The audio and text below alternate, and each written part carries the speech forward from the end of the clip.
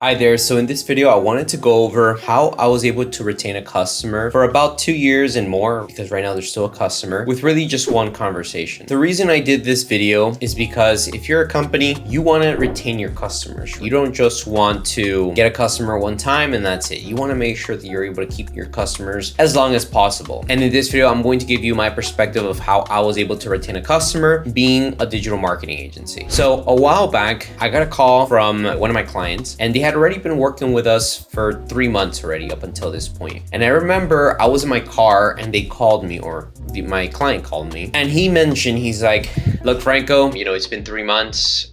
We've given it a shot, but we just haven't been able to close any of the leads that you've been giving us. So I think that this would be the last month, and going forward, we're not going to work together. Of course, being a marketing company, we're not always going to be the right fit for other companies and vice versa. So it happens where we're not able to work with companies going forward. But there are many opportunities that I've come across where I see that, our marketing does really good for other clients. And there are clients that we've worked with for several years. So I saw this company and I know that the leads that we were generating for them, so the phone calls and contact form fills that we were giving them were high quality. So I knew that they were getting the right people to contact them, but from their point of view, they weren't getting sales, right? And that's extremely important whenever you're a marketing company. You want to make sure that you're giving your clients sales. So I asked them a question that I had brought up in the past, but I never really just asked them more in-depth questions about it. And I told them, or I asked them, have you followed up with the leads after the consultations? Because I knew that they were getting a lot of consultations, a lot of appointments, and they were having these conversations with these people who, were interested in what they had to offer. And there was a silence, I remember, and we came to the agreement that maybe they should be pushing or really focusing on following up a little bit longer. And the reason was the following. With many types of businesses, right? If you're selling high ticket services, if it's something that is a few $1,000s, you're not going to be able to sell that $1,000, $2,000, $3,000, etc. the same day that you have the consultation, the appointment, the estimate, etc. It's going to take some time because people need to think about it. They need to make sure that they trust you. And above all, they need to make sure that they're able to pay for the service. So I told this client, I told them, look, what you're offering is not cheap. These people are meeting with you. They know that you are going to help them solve their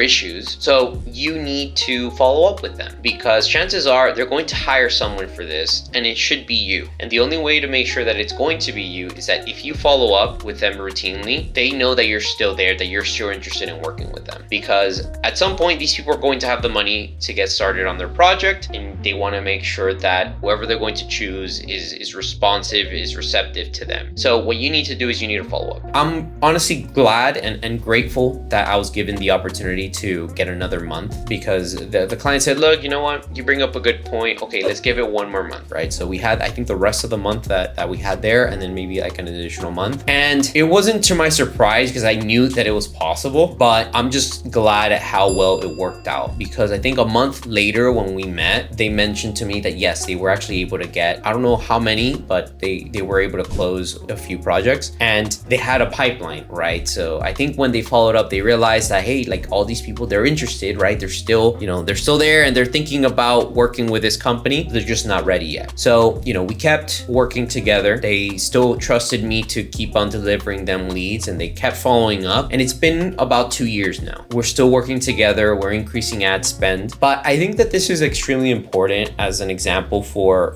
all businesses, really, because I've come across other businesses where I will tell them this and they don't listen, and just the projects or our work with them just ends. I know there's a company in the home improvement industry that we worked with in the past that they were getting leads. They weren't getting as many leads as we wanted them to, but they were getting leads. And one of the things you need to think about if you're like a marketing agency is, okay, how are those conversations going with the leads and the client? And I know that there was an opportunity in this case for this particular client to not just follow up with leads, but really focus on having appointments with them. Sometimes, and I've seen this across many industries, you might think, oh, someone mentioned price too much in a conversation, so maybe they're not interested. But the truth is, sure, at that time, someone might not have the budget, but you might still be their first choice because you catered to them in the best possible way. So you just need to follow up. So some companies pay attention to that. Some companies, you know, they'll hear that and they're just going to ignore it. I'm glad that in this case, this client was able to trust me and they were able to, you know, keep on following up with their leads or the prospects, and they're still with me to this day. So now that you saw this video, and this video, like I mentioned, applies to any type of business, because businesses, they need to make money, and the best way to make money is by keeping your existing customers and catering to them. It's always going to be a lot more expensive to get a new customer, so keeping your existing ones is really a good move. And to be able to do that, you always have to listen to, you know, maybe some